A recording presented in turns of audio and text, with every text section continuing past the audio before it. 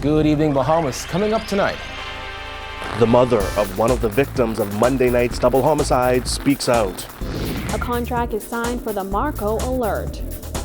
The opposition leader is worried that the government will make too much of a hasty decision to fix the BPL problem.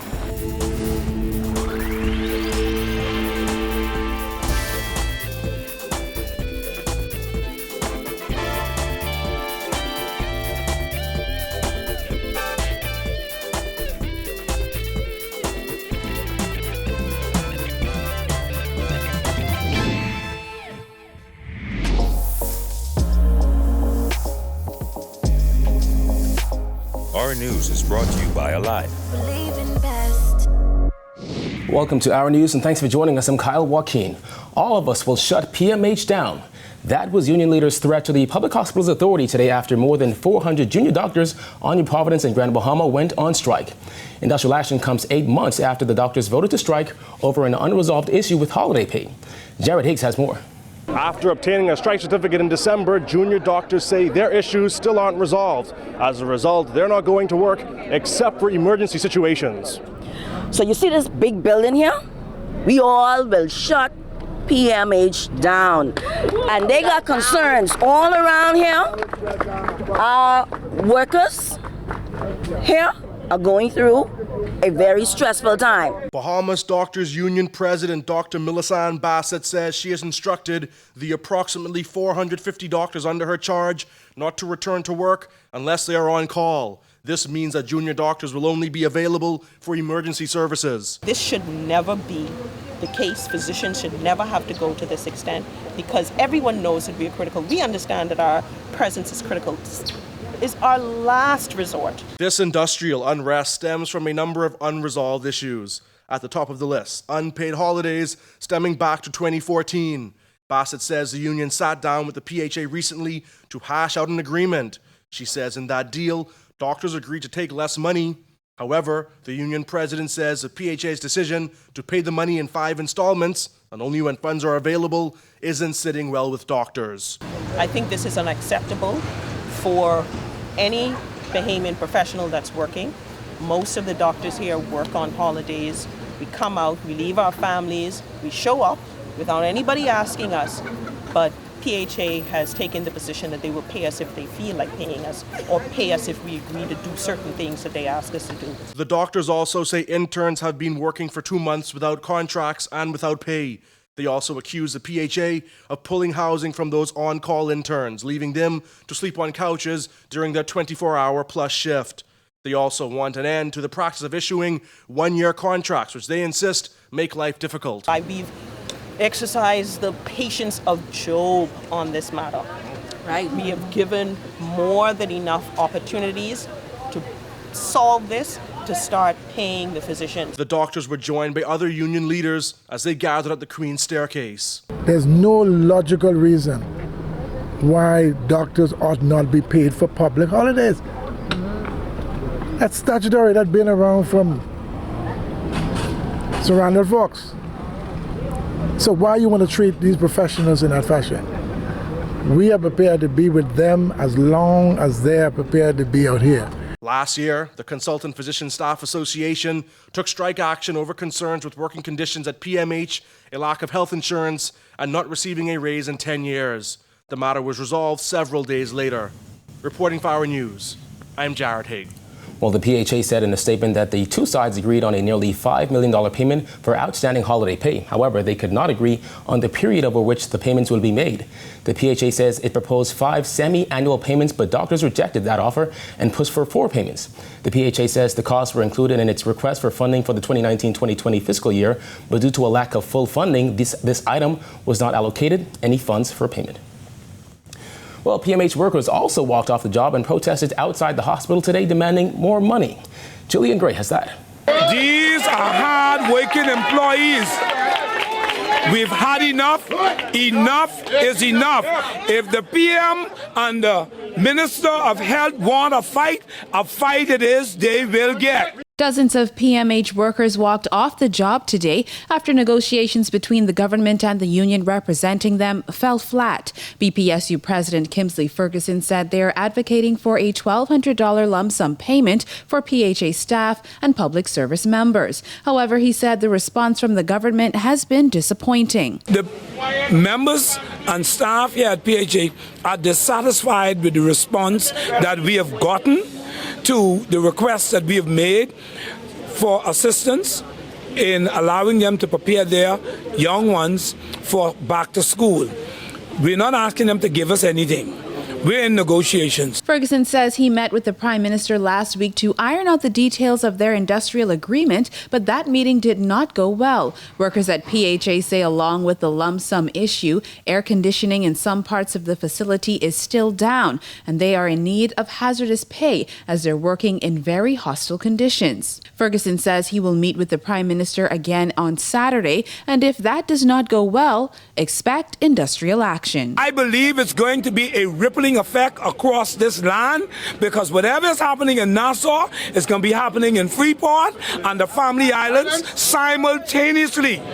Ferguson said workers will be back out here tomorrow if their concerns are not heard. Reporting for our news, I'm Jillian Gray. All right, thanks, Jillian. Well, the Ministry of National Security signed a $3.1 million contract with a local technology firm for the rollout of a nationwide Marco alert system. The signing was a bittersweet moment for Marco Archer's emotional family. Jasmine Brown has more. The signing took place here at Bahamas Convention Center, and it was attended by several cabinet ministers and Archer's grieving family. The signing with Multimedia Technologies for the rollout of the alert, which was named after 11-year-old Marco Archer, who was murdered in 2011, has been delayed several times. National Security Minister Marvin Dames noted the signing came one day before Marco would have celebrated his 19th birthday. He once indicated to his mother that he wanted to be a policeman to arrest the bad guys. While Marco may never suit up in a uniform, Marco's law and Marco's alert, both named in his honor, will ensure that he will always play a critical role in assisting the police and arresting the bad guys. Dames says law enforcement officials hope the Marco alert will not only solve abductions quickly, but also deter abductors. Today's contract signing should also send a strong message to criminals that crimes against children are intolerable, and we will utilize all available resources to bring our children back home safely. Wednesday's signing was a somber but meaningful moment for Archer's family members, who were at times brought to tears. His sister Tancia Hume says it's a process the family has been involved in from the start. We are honored and we are happy about it. It was something that we were lobbying for and hoping for a while, and it's here. It's a silver lining for us. It gives us some hope, and it gives us comfort and enclosure. It's still a tragedy for us. Humes adds that the family now hopes the Marco alert will spare other families the anguish they have endured since Marco's brutal murder in 2011. I really would not like to see someone go through what we experienced back in 2011. So it's awesome now that the support is out there for families. The Marco alert system is expected to be similar to the U.S. Amber Alert, which is a partnership involving law enforcement agencies, broadcasters, transportation agencies, and the wireless industry to activate an urgent bulletin in serious child abduction cases. Dame says in addition to public billboards that will bear the faces of missing children, alerts will be sent out on social media and cell phones to those who register on the Royal Bahamas Police Force website. Reporting for our news, I'm Jasmine Brown. The mother of a young man murdered during a triple shooting outside his family home in Pinewood Gardens on Tuesday is pleading for justice for her son. Jared Higgs reports. It was around 11 o'clock on Monday night when 3 gunmen stormed this home right behind me on Maple Street in Pinewood Gardens. That's when they shot 2 men fatally and shot another woman who was hospitalized. Relatives say the victims of that late evening attack are 23-year-old Dion Adderley Jr. and 22-year-old Dimitri Dormeus. Because I know I couldn't take it. Adderley's mother, 49-year-old Elizabeth Gordon, broke down in tears as she spoke to Our News. She says she was sleeping on Monday night when she heard what sounded like firecrackers. She eventually found her only son bleeding out. But I hold my baby for the last time, because when I was the one to find him, I check all his vital signs, but the way I see the blood gushing from his head, I know that was it. Gordon says her son was ambitious, evidenced by his progress at his job at Super Value grocery store. She says the former CV Bethel student started out packing bags as a teenager and eventually moved up the ranks to dairy manager. He was going somewhere. He loved his job. He really take pride in his job. The woman admits that her son had some challenges, but insists that she can't understand why somebody would want to hurt him. I'm the mother of innocent, honorable, mannerly young boy. The dead man's mother says her son had a love for music. His Slam Bam song was popular among young people and got him plenty party invites. She also spoke highly of 22-year-old Dormeus, who she says was her son's best friend. He was a brother to him from another mother. I don't know what he was going through at home, but his friend started staying here, and I didn't have the problem with it because he's a respectable little boy. He, no matter what, yes ma'am, no ma'am. A visibly upset Gordon is pleading for justice. Whoever did it, whoever know anything about it, please come forward and say something.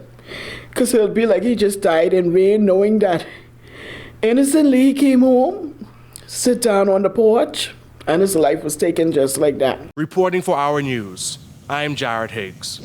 The Progressive Liberal Party has accused Prime Minister Dr. Hubert Minnis of being insensitive to the plight of Bahamians who have endured hours-long power outages in recent months. With more on this, here's Georgia Bain. Opposition leader Philip Brave Davis criticizes the Prime Minister's late admission that the country is experiencing a crisis with BPL. According to Davis, the government is now having a knee-jerk reaction to fix the problem. After months of silence, Prime Minister Dr. Hubert Minnis admitted on Sunday that the situation at BPL is indeed a crisis. It's a bit late for him to now realize that. We've been saying it for quite a while. But for him, at this time, it just shows his insensitivity to what was actually occurring. He seemed to have been deaf to the cries of the Bahamian people. He seemed to be immune to the suffering of the Bahamian people. New Providence residents have been hit with power outages on a daily basis for weeks due to power generation shortfall at BPL. On Tuesday, Minister of Finance Peter Turnquest declared that the government will spare no finances to find a short-term solution to this vexing problem. Davis said the former administration left a reduction bond in place to borrow without adding to the national debt and called the Deputy Prime Minister's comments a knee-jerk reaction. The route we are going, we're going to raise monies through bonds, and then the rates, we're going to dedicate a portion of the rate of the electricity to be able to pay off those bonds, to redeem those bonds whenever they would have become redeemable. And so this knee-jerk reaction of we're going to borrow monies it just seemed to me to be a ridiculous response to the issues that's here. Meanwhile, former BEC Executive Chairman Leslie Miller said the government needs to stick to the plans left in place by the former government. Now everybody's panicking. I'm afraid now that the Minister of Finance said he will spare no money. So he can go crazy now. Go borrow $100 million from the IDB, which is right here in Nassau. Do away with all our money that is not necessary. That's what can happen now, because they're panicking. Don't panic. Get the engine fixed. Get the guys from Europe to come here, with the guys who the Dominican Republic, who we always get. Miller also slammed the government's decision to bring in a 6-man team from the United States. These guys are clueless. When I say clueless, clueless. One of the problems is the engines we use in New Providence are not the same engines that the people there from Freeport is accustomed to. And bringing in people from the States, as the Prime Minister did last week, made no sense. The engines are European-made engines. They're not American engines. So those guys only came for a trip to look around. That's all they came for. That's the facts. Reporting for Our News, I'm Giorgio Bain. All right, thanks, Giorgio. Still to come, government said to be closer to fully implementing CCTV. Plus, an American man drowns in Bimini. Stay tuned.